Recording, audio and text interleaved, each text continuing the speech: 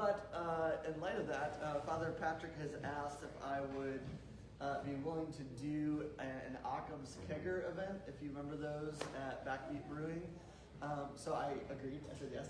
And so sometime in March after Easter, we're going to have an hour at Backbeat Brewing for one of the Occam's Kegger, and I will do part of what we missed those 2 weeks. So what we'll probably do is look at Roman households and where the early Christians met, and how that both contributed to opportunities for them and also some challenges. So stay tuned for that date. I'm looking forward to it. I've only ever done a lecture one other time in a brewery, but you know, it's fun nonetheless. So we'll be doing that in a couple of weeks. I mean, it's already March, so I said that like it was like a month away. But we are in the month of March, which is hard to believe. This has flown by even with the 2 weeks off, but it's been really fun to walk through the New Testament. I hope it's been helpful to kind of shed some light on particular areas. We're going to continue our discussion on women again this week, but now looking at the role of marriage and looking at some of the Pauline communities and how Paul incorporated women into his very multi-org ministry in the first century. So that's kind of a little roadmap. There was one other announcement. I'm trying to remember what it was.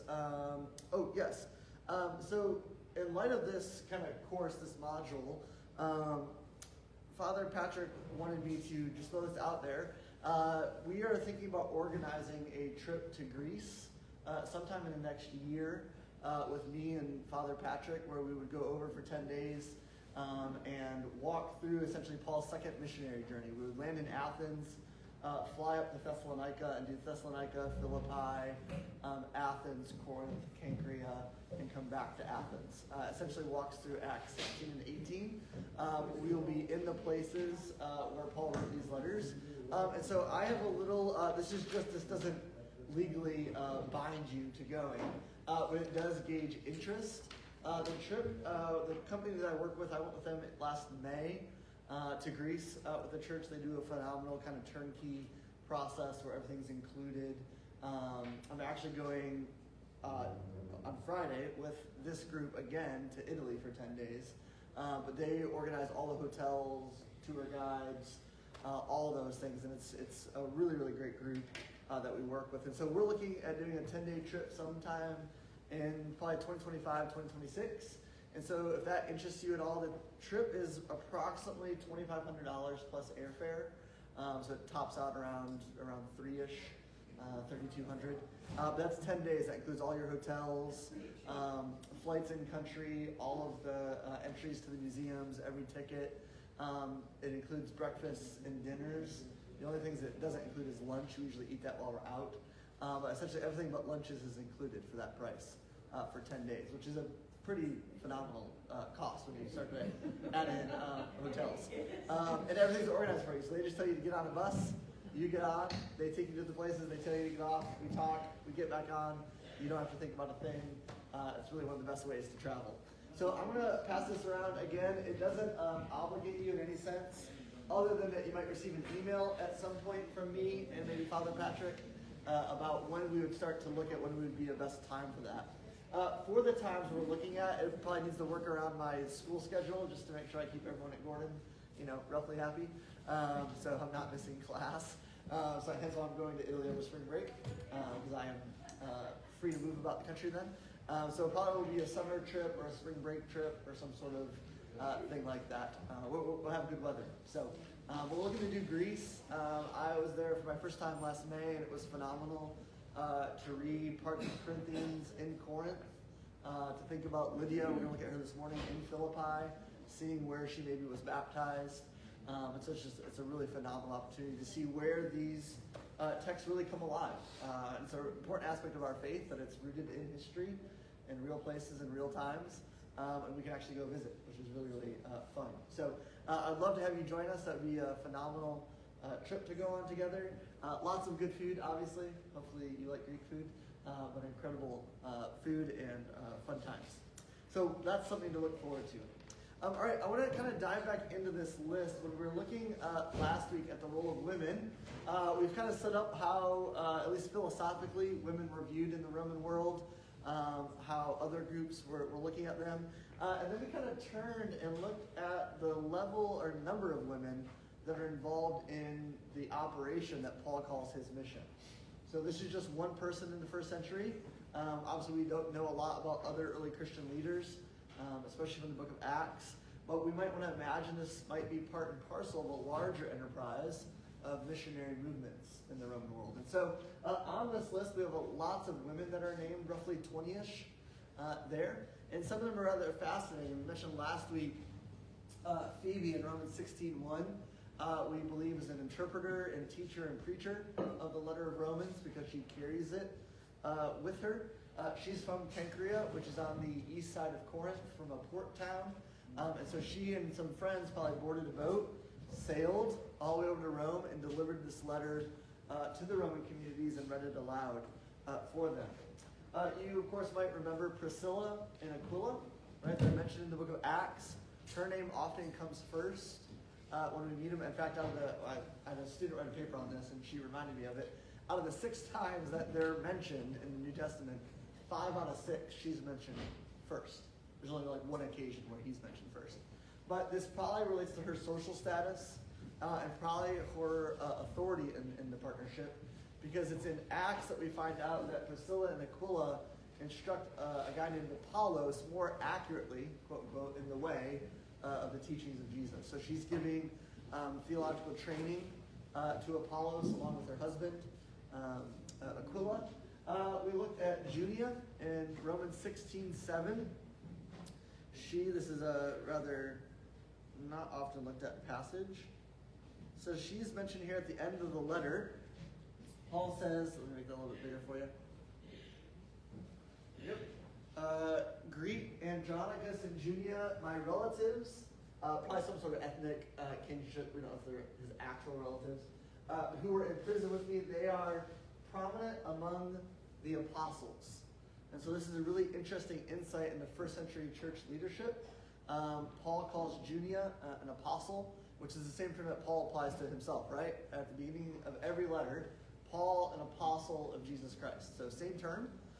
So this probably involves church planting, as we might call it in the first century, establishing a Christian community, leading it, instructing elders and pastors in that light, and she's prominent among them. She's included in that group.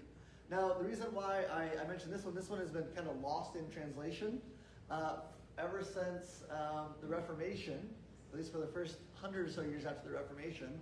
Her name was rendered as a masculine name, as Junias, because Luther essentially thought that women can't be apostles, therefore it must be a man that Paul's referring to. The only problem with that is that this is a Latin name, Junia, and Junias in Latin actually is not grammatically possible. In Latin, there's not a male form of that. It would be a different form. And on top of that, out of every inscription, letter, text we found, there have been 0 examples found of a male Junias. So it's always a female name. So she was a female apostle. She was kind of literally erased from history. Small problem, right? Her name was glossed as a man. But only recently has this name kind of been reestablished as a female. So it actually enters into a very interesting conversation on the role of women in the first century. But here we have a woman in the highest office that we know of in the first century. It's the highest ranking title. Paul says in 1 Corinthians and in Ephesians, when he talks about the offices of the church, he says, first of all, the Lord gave apostles, and then pastors and teachers, and the list goes on, right? So it leads the list. And so this is where some, myself and others, have argued that if women have the highest office in the first century, then as the church develops and gets bishops and archbishops, that it probably should correlate that they could also ascend to those roles as well. We're going to return to that topic here at the end of our discussion, but this is a really important example of how Paul is actually putting forward women in these places. He knows of her in Rome, even though he's never been there, and gives her and Andronicus a shout out here at the end of the letter. We do think that they may have been some of the first believers in the city who perhaps started the church in Rome.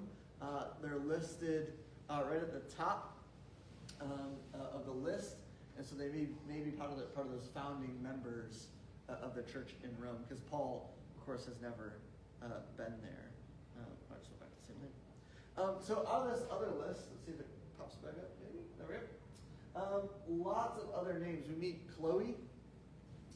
We find her in 1 Corinthians 1:11. So out of all the problems that we know about in Corinth, it appears that Chloe is the source for some of those, and not the source of the problems, but the source of the knowledge of the problems.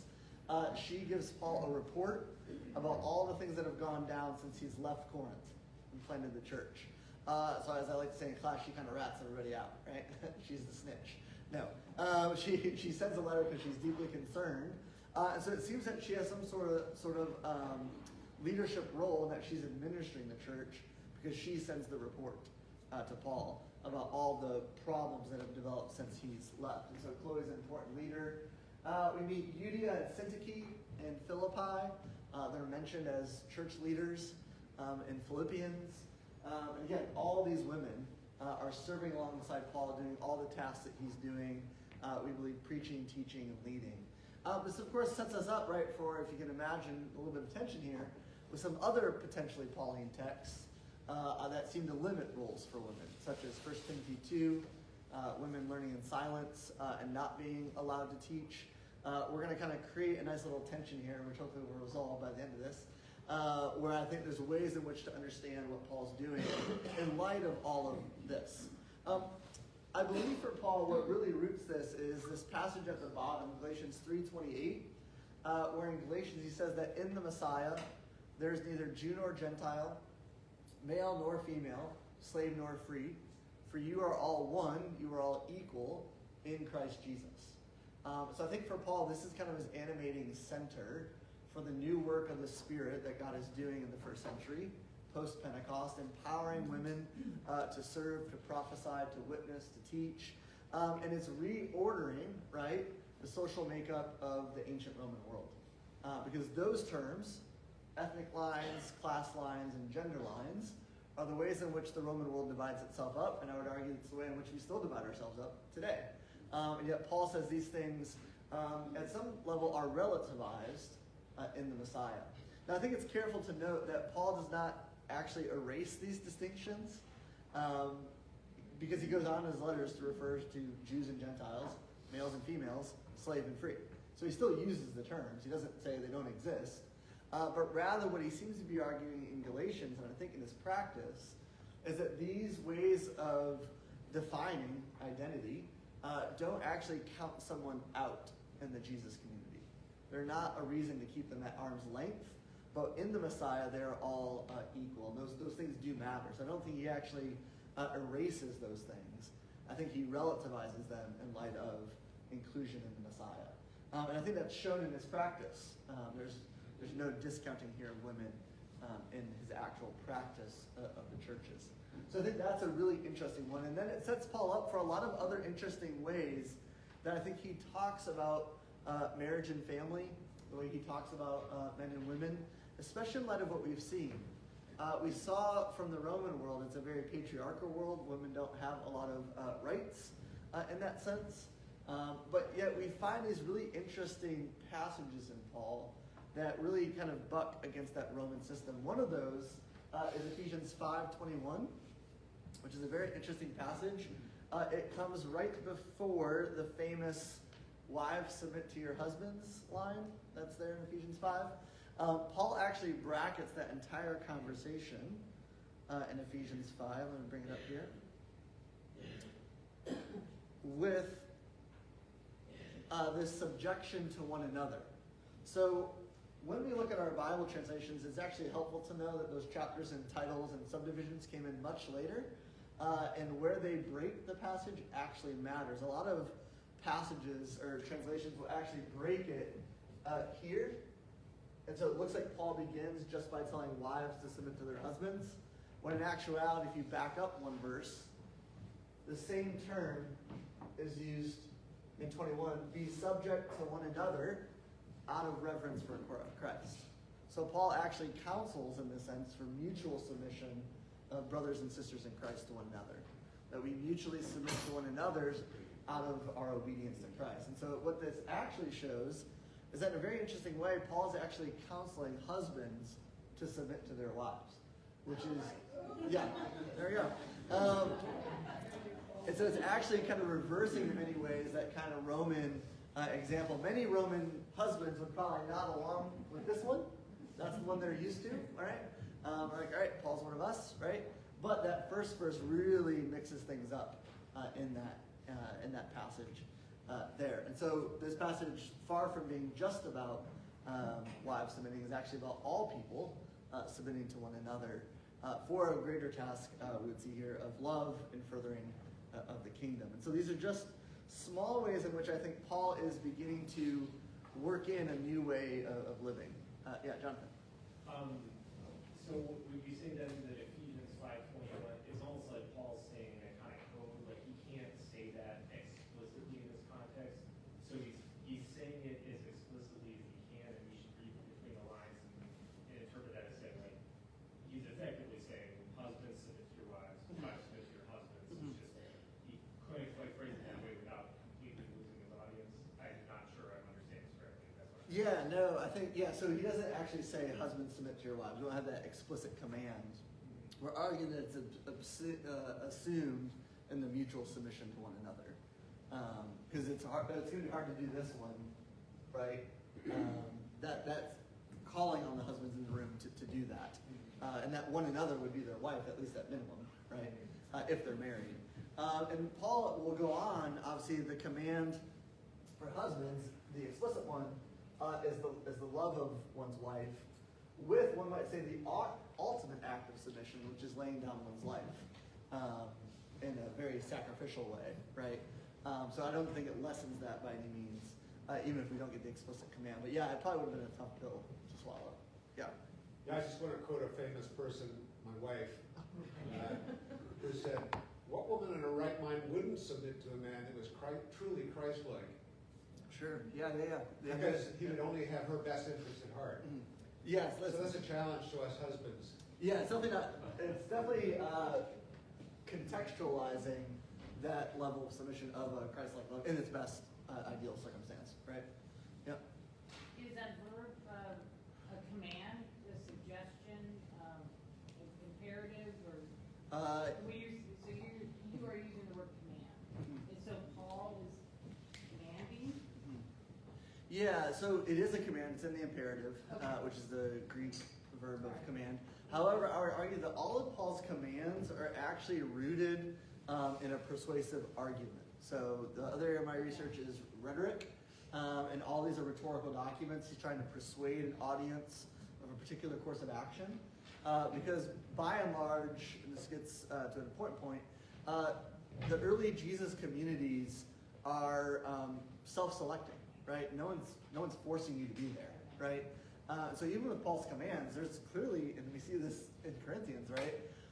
Sometimes they say no, like we don't want to do that, right? And so I'd argue that even Paul's commands are couched in a persuasive argument. Here's why you should do this. So it's less like blunt instrument as much as it is, here's my commands in light of where I think we should all be going. And they all have a choice to say, we want to do that or we don't, right? So I think oftentimes we miss that with the New Testament really at large, is that it's trying to convince people, it's trying to persuade them of a course of action. This is why there's very little, just do it because I told you so. It's here's why this is in your best interest for all of his arguments. I think we tend to miss that. So I think they're couched in a particular way. Yep. Great. Yeah, Jonathan? Sorry to talk again, Yeah. but just looking at the Greek, the question is fascinating because in verse 21, it's a participle that's being subject to. So it's like everything that's going on before that, and then it Yep. goes to verse 21. Mhm. But then there actually is no verb in 22. It Yep. just says, women to your own husbands as in the Lord. So it's like following Yeah. verse 21. And then in 25, it says, husbands love your wife. That verb Yep. of love is an imperative there. But it's like 22, it's just directly following what's before. Yeah, it's pulling that into that verse. So the overall statement is everyone is submitting to one another. And then when it goes down to those particular relationships, obviously it goes through. So this is known as a household code. It goes all the way back to Aristotle. It's how ancient world organized themselves. You have every home has husbands and wives, parents and children, enslaved persons and free persons, right? And so this, you can go back to Aristotle. It's the pecking order. everyone's submitting to one another because it's a microcosm. And so from Rome's point of view, they're deeply concerned with household codes because they believe homes are the smallest social microcosm of the empire. And so if you have bad homes, you're going to have bad towns. If you have bad towns, you're going to have bad cities. If you have bad cities, bad provinces, bad empires, right? And so they see it going all the way to the ground. So they're deeply interested in the family. They're deeply interested in how houses run. And any sense of discord or schism, in some ways, is like an earthquake. It's going to reverberate up the channels, right?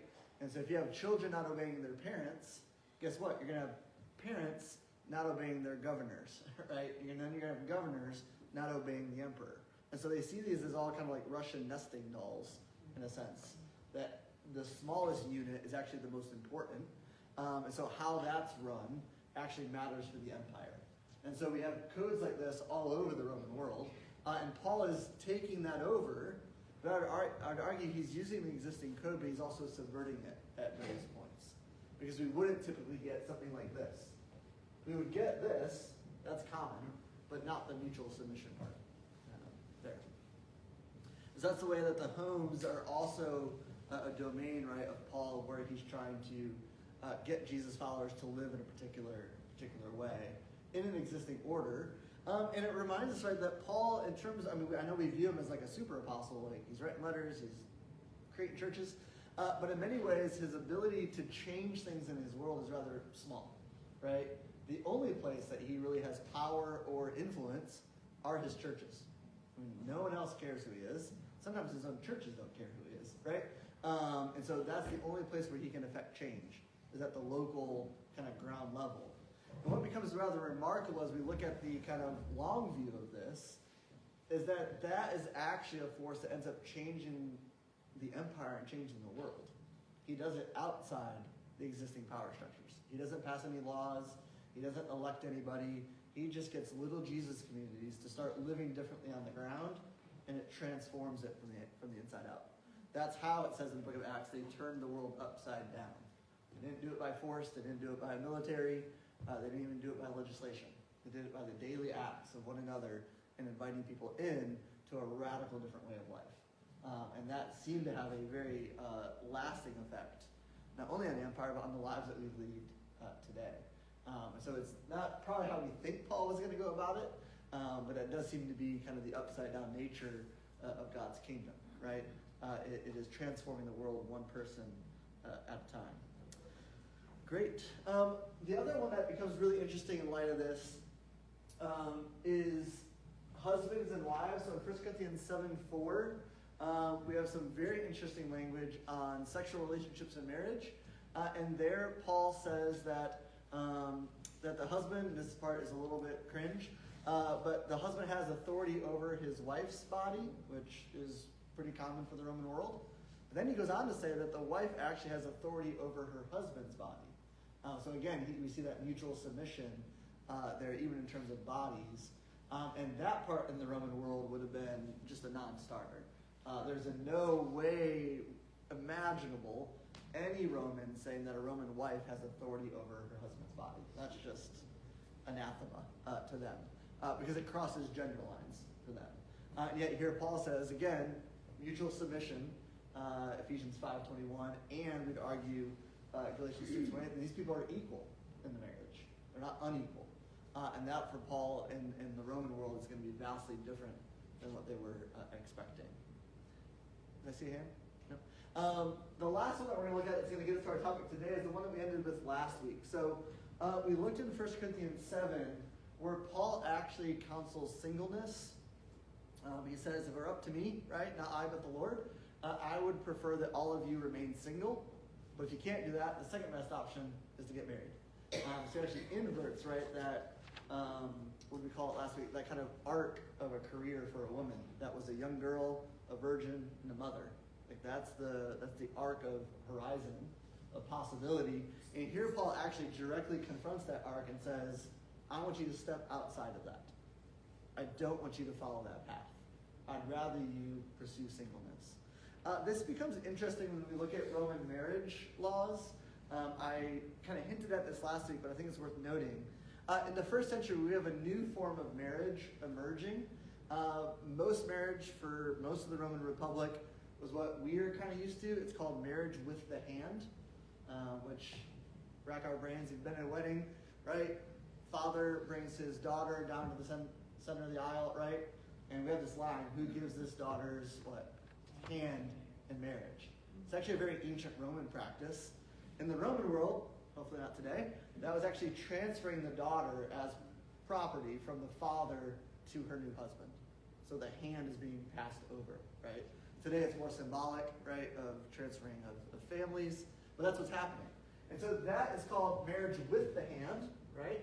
You get the authority, the new husband does. There's a new form of marriage emerging called without the hand. I know it's very creative, right? So what if we don't give the hand? Well, why would you want to do this? Well, first of all, you need to think like an elite Roman male with lots and lots of money.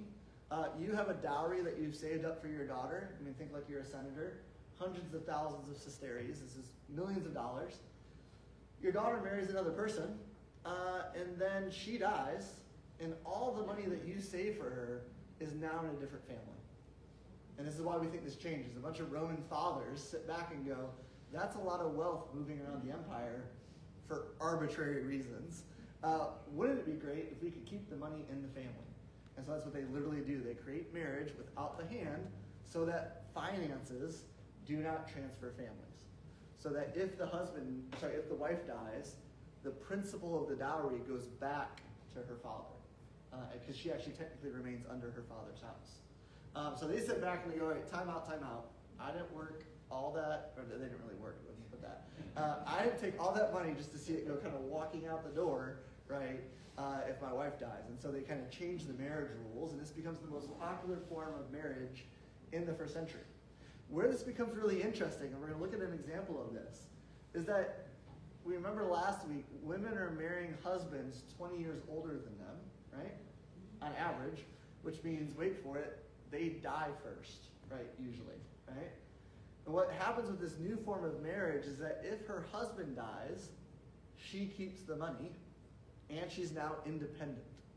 And so what we have emerging in the first century is a class of women who are widowed, but wealthy. Because they have all the money, and their father is probably dead by now, and so they keep all the funds, and now they have a lot more options in their life of what they're doing. We meet someone like this, I think, in the book of Acts. That's Romans. There we go. In chapter 16, we meet a woman named Lydia. And if you have ever read this passage, you will notice that there's no mention of her husband. Yet at the end of the passage, she says to Paul and his traveling friends, if you have judged me to be faithful to the Lord, come and stay at my home. So this is a first century woman without a husband who has a house. Most people don't live in houses in the ancient world. They live in high-rise apartments. Homes are only for the wealthy. And we find out she probably made her wealth because she's a dealer in purple cloth, which is the color of royalty. It's the imperial color because of the expense that it costs to make the color purple. You have these particular bugs that you essentially crush up, and when you crush them, they produce purple dye. And because purple dye is expensive, you have to have, something like 15,000 of these bugs to make like 1 ounce of dye or something. It's quite the elaborate process. And then you dye the wool, right, and it becomes purple. So only the elite are buying this color. And so we think that essentially Lydia is a first century business fashion woman who has links to the imperial house. So she's very wealthy, she's very independent, and she has a home that she opens up for the emerging Jesus community in Philippi. I would argue that Lydia is one of these first century women who's probably been widowed and has a lot of her own funds, and now she's using it in her own way. And so we see lots of women emerging like this in the first century. Yeah. Jason, how many pieces of evidence do we have either in biblical sources or extra biblical sources for female entrepreneurs in the first century? We have a lot more emerging with this group of powerful women who are doing that. Now, that being said, there's still some like boxes around that. But we do have women who are emerging and selling products. That really helps us, I think, reimagine the home. We often think of the home as like a 1940s, 1950s, post-World War II, kind of like as a secluded environment. The thing that we miss about the first century world is that all homes are businesses. And so women are running the household business, no matter where they're at in life. And so they actually exercise, I'll use this term, a lot of soft power, let's put it that way, and that they're making contracts, they're allowing people to work, they're meeting people in the home. One scholar put it that the husband essentially has the outward-facing role, kind of like the CEO, if you will, but the wife is kind of the COO, the Chief Operating Officer, right? Not as important as the CEO, but right next to it, right? Because she's actually running the day-to-day operations. And so if her husband dies, she probably is just continuing to run that business. But it helps us not to think of the ancient home as like this secluded, just kind of cooking, cleaning, taking care of children. It included that, of course, right? But if you're an elite person, to put it bluntly, right, you probably have enslaved persons helping you with all those tasks, so that you're freed up to run the business, right? So they're getting your children dressed, they're taking them to school, just similar to what we have today with nannies, right? They're helping the house run, because these women are actually doing quite important work. So I would argue that they're probably running in that business, but someone like Lydia, this just becomes interesting because she seems to have her own kind of business here that she's running. Now, as I mentioned, it's not full-fledged, right? They can do whatever they want. This gets really weird, but unless they have 3 children, they're not allowed to sell property without the signing off of a male brother or uncle or something. So they don't believe that women should be making business decisions by themselves. So if they have 0 kids, 1 kid, or 2 kids, they're not allowed to sell land, they're not allowed to sell their business unless someone signs off on that. So there's still kind of patriarchal checks on that. I don't know why the 3rd child gets them the freedom to sell, but that's the rule. So anyways, so I think we see emergences of that here in the first century where these women are using their wealth, like Lydia, to open up their home for early Christian worship. So the church meets in their house, and this is also another indirect example of church leadership. Typically the person running the house probably was the church leader. It's in their home, and she's a Jesus follower. She's probably the pastor of that community, right? She's the one interacting with Paul. In fact, when Paul meets them, what's rather fascinating, they meet him by this river. On the Sabbath day, we went outside the gate by the river where there was supposed to be a place of prayer. We sat down and spoke to the women who had gathered there. There's actually interest here that when the church in Philippi first started, it may have been entirely women run and women focused. It might have been an entirely female community because that's who Paul meets. Now later on, men get added to the community. You see that at the end of Acts, there's brothers and sisters there. But it's really interesting that when it actually begins, only women are mentioned. Later on in Philippians, what's very interesting, when Paul is trying to counsel leaders to stop fighting, he actually names 2 women, Euodia and Syntyche, who are fighting with one another. But that is actually an indirect reference to 2 women are leading the community. They happen to be in an argument, but it does say that they're the ones that Paul has to address in the community. So we have all these little links that women are actually running these communities in Philippi, if they're the object of Paul's instructions there. All right, back to fun marriage topics. So marriage is being done differently in this Roman world for various reasons. And then Augustus comes along, as I mentioned last week, in 18 or 17 CE, in the first century. He introduces new marriage laws because he believes that the Roman family has fallen on hard times. The empire is sinking into moral decay. That's actually his term. And that they need to rebuttress the family. So he looks back to the Republic and says that's when the Roman family was great, and we need to go back there because we've lost our verve, essentially, right? And so what they've done is he actually penalizes celibacy. So there's a new tax burden if you choose not to marry. When the Roman taxation year comes around, you have a new bill to pay, an added tax on it. He actually penalizes premarital sex, so there's also a financial punishment for that. He wants that to stop happening. He punishes males who sexually assault, harass, or threaten girls in the public market. So I always like to say for my students, the ancient world is kind of a mixed bag, right? But technically there's a law saying that if you catcall someone, if you touch them in public, you could be handed over to the magistrate, and there's a penalty for that. Again, what the women are wearing helps mark them out, right, as single or not or married. So there would be ways to make sure that this was kind of enforced. And then he actually lowers the age for men to marry to 25. So he says you can start marrying younger now because he wants families to grow a bit faster. And women were required to be married by the age of 20.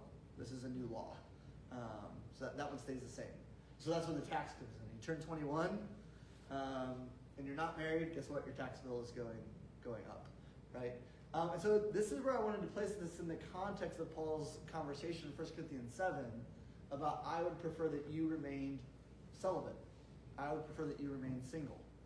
He writes that in about the year 52, 53, so about 40 years after this legislation is passed, it's still being upheld by Tiberius, Claudius, and Nero. So this is still a law in the books, especially for the church in Rome and churches in the empire underneath Roman rule. Paul is actually giving counter-legal advice, right? The emperors are saying get married, have kids. Paul is saying let's rethink that. Now I do think what's interesting that this would add a tax burden on those individuals, right? And so we might want to think about the community sharing resources, maybe helping them pay that tax. I'm trying to think really practical here. How do they meet that demand? And then of course he also penalizes not having kids. So you need to be married, you need to be having kids, because he wants to grow the army, right? And he wants to grow the empire, because things are kind of on the lax here. And so these are, I think, ways in which we can read the Roman world, which Paul's hearers of his letters would have been all probably well aware of their duties, and how they're going to follow Paul and follow Christ in this when it puts them at odds with literally what the empire is legally legislating. So if Paul is kind of usurping the law, Yeah. but in terms of the passage where he basically commands people to Submit. to the authorities. How do we put those two together? Yeah. So Romans 12:1, 13:1. Be subject to the governing authorities, for they are God's good, rule for law, right? So how do we mix these? Well, one, this is just a tax, so this is probably a lower level resistance of I just don't want to do it. And if you're willing to pay the tax, I guess this will thank you for the money, right? Pay it. And then later on, right, he does say in Romans 13, he says pay your taxes. So there is a way in which you could say, you can violate this one, but pay those taxes when they come due, right? Yeah. Thanks for all this. Taking this a step further, what in the New Testament in general, like considering some of Jesus' teachings, but also the singleness, what does the early church say or do about families? Families? Is there much said about that or not? Yeah, if we heard the question, so we've talked about singleness and marriage, but what about families? So I think one thing, the household codes are kind of aimed at how families ought to operate in the Roman world. But it's kind of counterintuitive. The New Testament actually doesn't, I think, have a lot to say about families because it's also in the process of, say this carefully, redefining that. You'll notice that Paul encourages his communities to refer to one another as brothers and sisters. And I know we say that just in passing, and we just came from the South, you call someone brother so-and-so. Sociologists will call this fictive kinship. It's made up family language. I don't think it's made up for Paul. I think he actually sees them as forming a new family. And so he's actually redefining how that, and Jesus says this in Mark 3, when he says, who is my father, who is my mother, but the one who's obedient to my commands. And he looks out and says, these are my brothers, these are my sisters. And I don't think he's just being silly. I think it starts with Jesus, that the family of faith, as we call it, is the real family. And that is quite the inversion, right, of how all of societies have been doing that. Now, Paul will have concerns about people taking care of their families, right? Of providing, of doing those things. But I think what Paul is doing is he's reorienting kind of the focus from the family to this family of faith. That now becomes your primary identity going forward. Bloodlines are important, and they're obviously around because you have to create families. But Paul, I think, really is counseling that this becomes the primary place of devotion, sacrifice, giving. It's radical then, and I would say it's pretty radical now for how Paul's doing this. Yeah, and that's to put Paul in the light as well. We don't know if he was ever married, right? Paul himself might have been single. Pretty rare for someone to be a Pharisee and not be married, especially a Jewish person. Not saying it can't happen. So he might have at most maybe been widowed, but throughout his letters he never really mentions having a wife. And so Paul may have had his own, Paul seems to practice celibacy as well. So it may have been very personal for him, right? In that regard. Yep. Paul's directive or encouragement of celibacy seems contradictory to growing the church. Yeah, like if taken to its logical extreme, we're going to have one generation of Christians. I mean, I think that's why Paul caveats his like, not the Lord but me. This is my personal opinion. So he seems to take it outside of the realm of like, everyone should do this. And he does give the exception. He goes, if you can't, because you burn with desire, go get married. So he seems to have both in view. He's just saying, I prefer to start thinking about this one. And I would argue, at least on the ground, right, if everyone is getting married, this is going to be a small part of the community. But certainly going forward in church tradition, we have a lot of monastic celibate communities. This is where the monasteries and the convents start up, is because you have people pursuing singleness. I'd argue in the first century it's such an anomaly that it's probably rather small at this point. And a lot of the groups he's going to meet are going to already be married. Notice Paul will say, if you get married, don't divorce. Because we have even weirder situation in the first century. Within the family unit, certain people are joining the Jesus movement, certain people aren't. And so what does it look like for a wife to convert, but not her husband? Or the husband to convert and not her wife? Paul actually say, don't divorce and say, well, like, we're not both Christians. Stay married. And that's your kind of place in the Lord. So he's kind of counseling all the different ways in which families would be, kind of caught up in this new movement. So I think it's for a special group here and then up here. Well, and others thinking that Jesus is going to come back soon, so they're not really thinking about the longevity of like church over generations. Yeah, so that's another piece. If you heard Joanna, when does Paul think Jesus is coming back? That's a big debate within New Testament studies, and it's kind of over here in the periphery of my discussion. But there is certainly what we call an eschatological imperative, that Paul does believe that Jesus is coming back any day, right? It says quickly, not soon as it's sometimes translated, but quickly. So that may be pragmatically orienting his argument. The time is short, he says. And so marriage isn't, go get married, but what if Jesus comes back in 2 weeks, right? That's certainly in the orbit of Paul's thinking, yeah.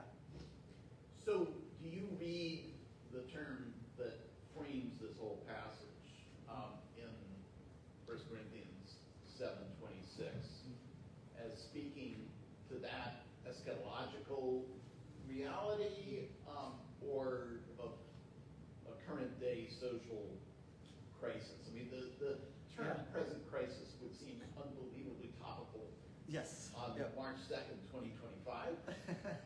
Sure. How do you read that? So Paul does frame it, as you and Joanna mentioned, as this like present concern. Certainly that didn't take place. Jesus didn't come back in the first century. And so as Christians have come back to these texts, we've had to use them to think theologically about that. And so I would say yes, in the immediate context of Paul, it probably is that very quick concern that Jesus is coming back. But as the church has thought about its life together over the millennia, we've had to utilize documents in ways that they maybe were not originally intended to think through new scenarios. So do we just revert back to the way families should have been if Jesus doesn't come back with Paul? Or does the church say, okay, Paul had that concern, but what is kind of underlying the motivation of that theological reflection for Paul? Does that reveal just an eschatological problem, or is it part of how Paul thinks about male and female, about marriage in general? So it's called kind of theologizing from Paul's letters, of saying this is certainly part of what Paul thinks, and eschatology doesn't explain all of it necessarily. And so yeah, we can acknowledge the present crisis, but then think, okay, 2,000 years later, how ought 1 Corinthians 7, even if we're not in a present crisis, how ought it infuse our reflections on the role of marriage? And again, this is also with Jesus and his kind of concerns that there won't be marriage in heaven. And either way, whether it's a present crisis or not, Jesus' reflection seems to say, in the kingdom, there is not marriage. And so however we think about that, how do we live in light of that coming reality? Well, it certainly dethrones marriage at some level. Not to say it's not a temporal kind of good, but it's not a good that seems to last into the eschaton.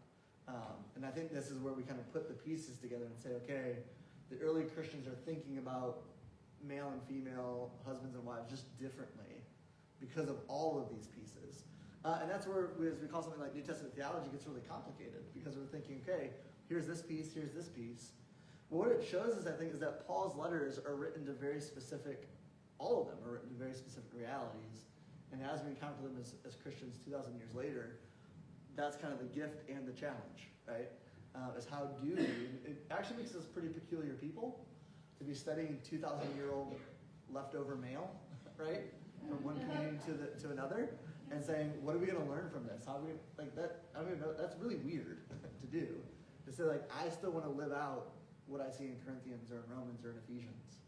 I mean, we've just been used to it, but But it's fantastic, so I think you Yeah. go back to the original source. yeah. And I think that's one thing that worries me about today, is that so much is on the internet. So, Yeah, I mean, it's the enduring quality of the New Testament, that there's something here that has captivated the imaginations of millions and billions of people. To say, because we're not doing that with a lot of other ancient texts. Now, we are doing it a little bit with Aristotle, we're doing it with Cicero, because we build an empire off of Roman texts. But in the day-to-day, we're not asking, like, how would Cicero have me run my life? Like, how would Seneca, well, maybe Seneca, because people still read his Stoic philosophy. But anyways, you get the point, right? It makes us rather peculiar. So one of the things that I'm thinking about here as you're talking is, what went wrong in the Garden of Eden between the sexes? Okay. And often we think about the Lord as pronouncing curses, but I actually think what was going on there was a prophecy. God was prophesying over them, saying, you know, your desire is going to be for your husband, but he's going to lord it over you. And that phrase, your desire for, is repeated later with the devil's desire for Cain. So it's a power struggle. And the mutual submission that Paul is engendering in this upside-down kingdom completely reverses that battle of the sexes. So it's saying, basically, give it up. Yeah, I would say that there's certainly part of that. Paul's saying, how should these two persons relate to one another? And that's been corrupted at some level through sin and death. And that, yeah, through the power of the Spirit, maybe a new creation is underway to put back together in a small form, right? That which has been broken.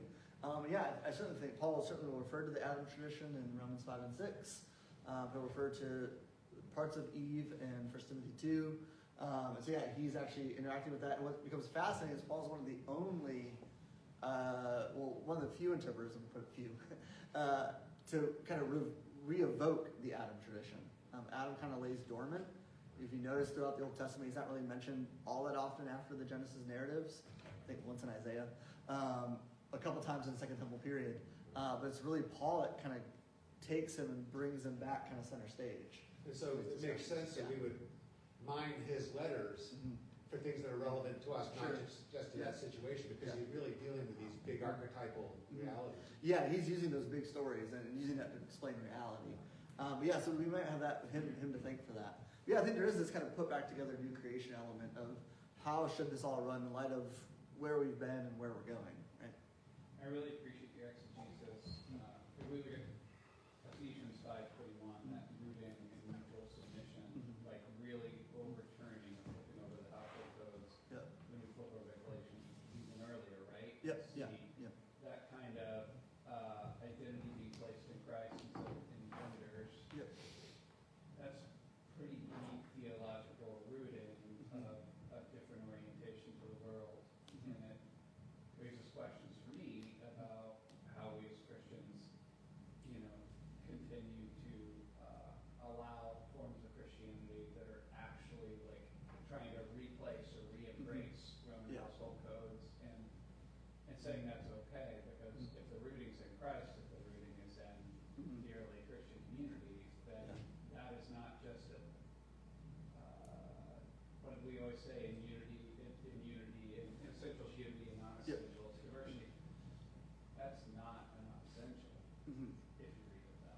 Yeah, I think, however, the ways in which the church has thought about this topic, there are certainly implications for some kind of core things. Particularly, I would argue on pneumatology with the Spirit, that what the Spirit is doing is something to kind of recreate, revivify. And yeah, some of these are just, I think this is not usually the typical reading we get of Paul. He's usually kind of sometimes the bad guy, right? But I think placed in context, he actually emerges quite differently. And what I find so fascinating are those groups that are trying to go back, right? They actually just sound deeply Roman. They actually don't sound Christian. And that's what is staggering to me, is that they're just trying to recapitulate Roman masculine identity, right? And it doesn't seem to be the same page Paul is on, right? He seems to be at various points, on the opposite of that. Sorry for sticking on this Yep. subject. Bringing it to current events a little bit, the concept of an order of love. Yep. How does that fit in with what Paul's talking about? Yeah, the Ordo Amoris that is now back in the central pipeline thanks to a vice president, right? Because we've all read Augustine lately, right? So yeah, the Ordo Amoris, the ordered loves. Augustine's big on we basically love the wrong things. We have disordered loves, and so we have to reorder our loves, obviously around Christ and God first, and then a cascading sense of loves. I'm not an Augustine scholar, so bear with me, but it seems that those ordered loves there is a rightful place for that. There's a cascading sense of that. In their extremes, it'd be very unloving, right? To I think I said a couple weeks ago, to take my entire paycheck and just to go do other things with it for other people and not take care of some kind of paying the mortgage, helping get groceries. Like that would be very unloving, right? To do that. However, I think that concept, right, certainly for Augustine, is also within a context of radical love of neighbor. So I think to take it as a way outside of that, Jesus and Paul are starting to upset that typical way of ordering. And I think Augustine's actually on the same page. Augustine's big hermeneutical principle is that if your interpretation of Scripture doesn't build up to love of God and love of neighbor, he says your interpretation is wrong. So that for him, based on Jesus, to love God and love your neighbor as yourself, is the actual overarching way that we ought to love. And then within that, how do we love those in proximity to us? And part of that is just pragmatical reality, right? Augustine's he's living in North Africa right after the fall of the Roman Empire, right? He's seeing a lot of tragedy around him, and he's trying to make sense of it as a pastor on the ground. And so part of that is just a practical advice of using your resources wisely. I think the telltale sign is when that ordered love discussion is actually used to, oppress other people, right? Like, that's certainly not the aim of an ordered love, is to actually hate someone or to do that. It is to raise the question of how do we do that. I think it's a very interesting question to raise as the richest country the world has ever seen in the world, right? Like I don't think we can divorce it from that context of the amount of wealth that's going around in this place, right? So I think that's a way of doing that. And certainly Paul will say, take care of your families, right? Don't not do that. But there is a kind of radical call towards the other. And that's at the heart of the Christian tradition. That's the tension. How do we love our neighbors as ourselves, right? And that neighbor conversation gets very specific in the New Testament of essentially anyone that comes across your path. But Augustine does say elsewhere, someone asked him one time, this is really interesting, like in the 4th century, what do we deal with all the tragedies around the world? How do we solve all these? And he actually has this rather counterintuitive. He goes, well, God has Christians there, and they're called to love their neighbors. And so Augustine kind of takes this kind of broad view of there are pockets of Christianity all around the world. We're all called to love our neighbors as ourselves. And obviously today we live in a world with a rapid expanse of our knowledge of the problems in the world. But I think there is a way in which God is at work among that. But where does our responsibility come in to love our neighbors as ourselves, especially our global neighbors, right?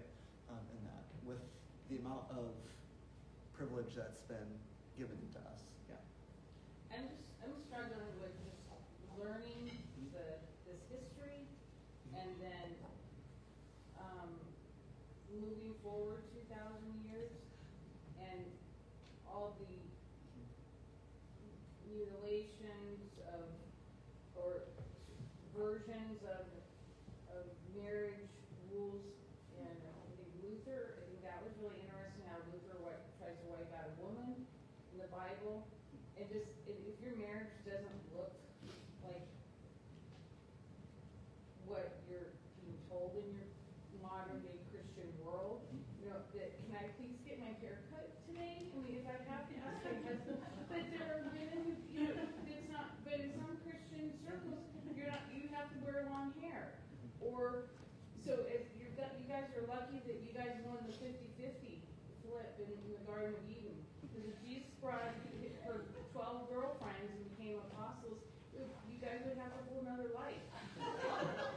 But, right? Because I'm living in a country today that I am not penalized for celibacy. I don't have a tax if I have premarital sex. So you're just opening up my mind to ask and challenge, you know, the quiverful movement, or men, there are pastors who are saying that I have a Jezebel spirit because I make more money than my husband, or, so I'm struggling with, you've opened my eyes to somebody learning that my church, my Christian heritage has really abused women, and, or maybe not, and so this is just really insightful, so thank you. No, I mean, there's always ways to look. I mean, history is complicated, so we can look at places where there were steps forward and then steps back and then progression, right? And it seems to always be that kind of mentality. And I think it's helpful to see the hopeful places. I think it's also helpful to write that these are texts on a table, and they have to be activated by readers, right? It's like Ephesians doesn't really do anything to anybody, right? It's just sitting there, it's a dead text, right? But interpreters have to interpret them. And so I think that's the helpful conversation to say, how are we interpreting texts? And how are these being activated in a world? And all to say it, right? When we get humans involved, right, that's the problem, right? We get this ability to go back to Augustine, the heart kind of turned in on itself. I want to weaponize text for my own ends. And that's where I think a community is helpful, right? That's where I think the global church is helpful, so that we are at least aware of the peculiar readings we might be unleashing upon a text. That, of course, requires a level of knowledge, which is sometimes, sadly, kept at bay, right? But I think that's the part of where our interpretations need to be put out in the public square and say, is this a good reading? Because texts have throughout their histories, not just these ones, lots of them. And that's where it gets, particularly insidious, right? In terms of the Christian tradition of, wow, these texts were really meant to do something else. And they have been kind of turned inside out. That's I think the call of faithfulness to show forth a different reading and live out a different reading. So, all right, it's 10:15. As I mentioned, we will try to do the Occam's Kegger sometime in March, or we'll do the Roman house. So we're going to kind of go into this a little bit further and see where early Christians actually met on the ground, and how that contributed both to their unique opportunities, but also some challenges. So stay tuned for a date. We don't have that yet, but this has been really fun. Thank you. Joanne's going to take over next week. So more.